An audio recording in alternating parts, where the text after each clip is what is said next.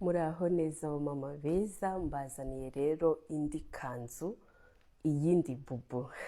Murayibona ukuntu ari nziza, ifite ibara ryiza rikeye ku mumama wakunze iri bara, ukunda iri bara. Aya ngaya ni amahirwe yawe. Ikanzu ni nziza cyane, mbibutsa ko aba ari ikanzu imwe yonyine imeze gutya. Ni ukuvuga ngo nutinda kuza kuyitwara undi akayigutwara, nta yindi uzabona imeze nk'iyi, ifite ibara nk'iri, gusa uzabona andi mabara. Ariko niba ukunda iri bara by'umwihariko, aya ni amahirwe yawe. Hamagara kuri 0788 iyi kanzu irahita iba iyawe.